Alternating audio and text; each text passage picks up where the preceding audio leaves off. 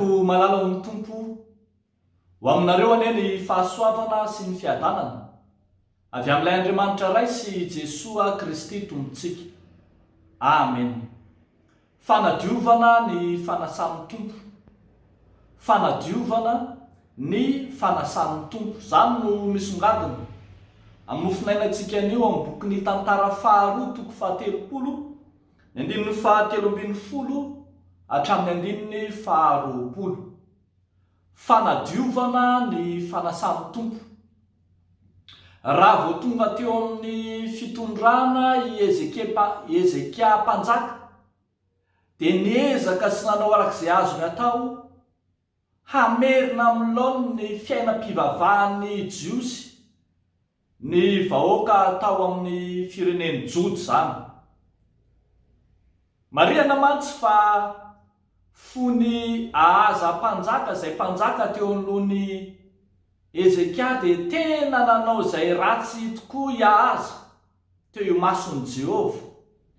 Nanangana tsangam-bato tsampy teny amoron'ny lalana rehetra ary to ny Andriamanitry ny fahavalon'ny ray aza no notompony, fa i Jehovah Andriamanitra dia tsy mba notompony ary na ny tempolo aza dia narindriny, nakatony mihitsy. Zany hitantsika ao amin'ny toko fahavalo amby roapolo manomboka ny andininy fahaefatra amby roapolo dia hoy ny voalaza hoe ary ahaza nanangona ny fanaky ny tranon'Andriamanitra ka namaky vaky azy ary nandrindrina ny varavaran'ny tranon'i Jehovah sady nanao alitara teny amin'ny solon-dalana rehetra tany Jerosalema.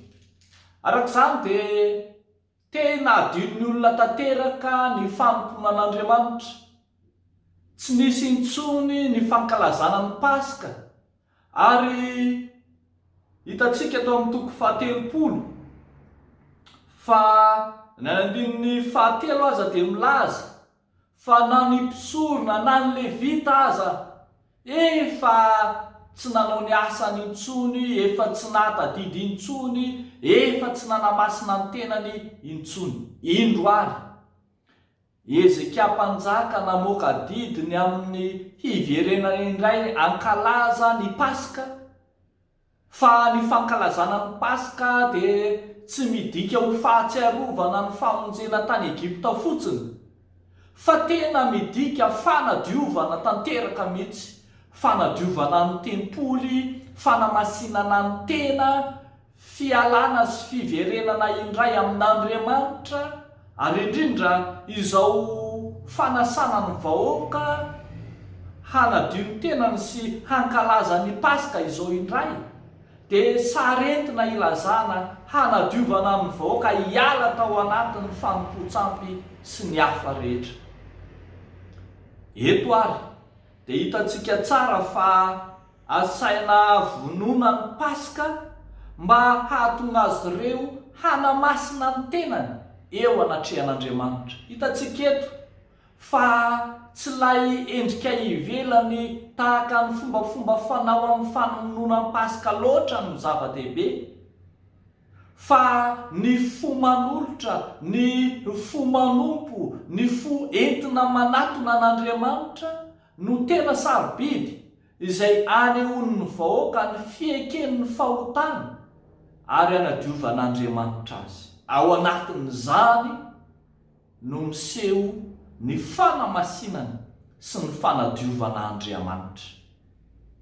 Ravako malala amin'ny tompo, raha miresaka fanadiovana isika dia mahatsiaro ny tena votoatin'ny Paska tany Egipta fa izay, fa raha novonona ny zanak'ondry tany Egipta dia naka ny hisopa ny isam-pianakaviana tao anatin'ny bakoly dia natentina tamin'ny tololam-baravarana sy tamin'ny tataom-baravaran'ny zanak'Israely tany Egipta zany, sady nandalo fotsiny azy ny anjelin'Andriamanitra tsy naharingana azy tao anatin'ny famonoana ny lamatoa, fa teo ihany koa no nanokanana ny ankohonana sy ny tokantrano ny zanak'Israely ho masina teo anatrehan'Andriamanitra ka lavitry ny fandringanana.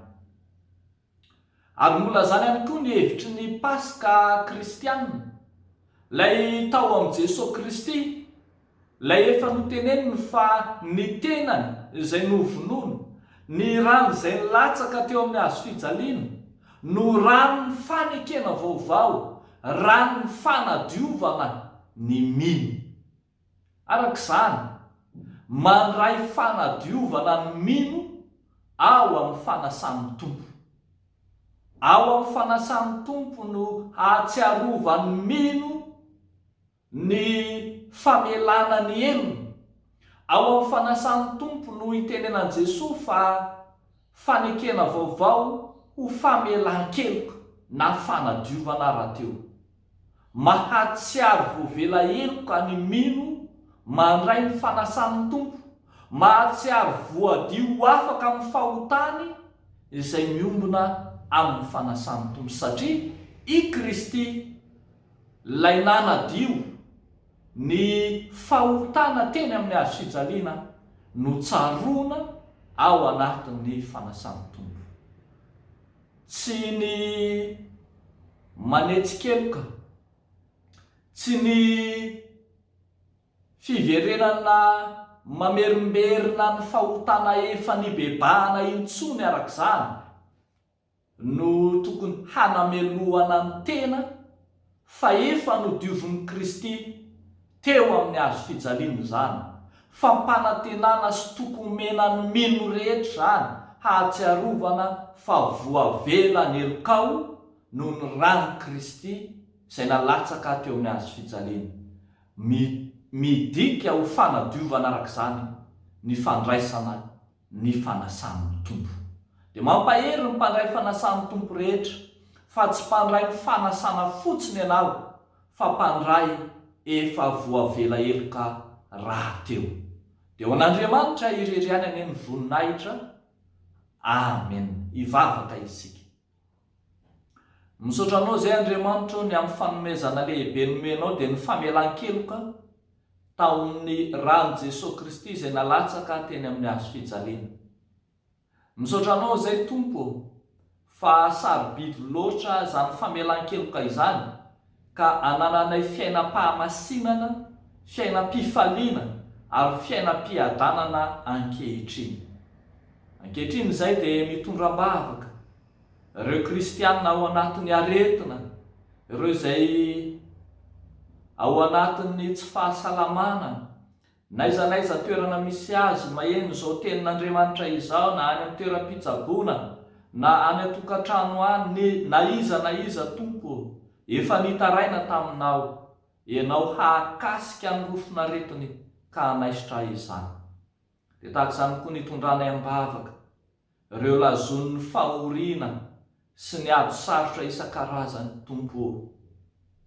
Ianao Andriamanitra no efa niteny fa anareo rehetra miasa fatratra sy mavesatretana, makanetsy ety amiko fa izao hanome anareo fitsaharana. Dia izany no asahianay mitondra ny fiainan'ny kristianina tsiraray avy eo ambany fahasoavanao. Ianao mahalala izay hevitra heverana azy ireny dia hevitra hitondra fiadanana fahatsoloza. Dia amin'ny anaranao Jesosy Kristy Tompo, nanaovanay sy angatahanay izany vavaka izany. Amen.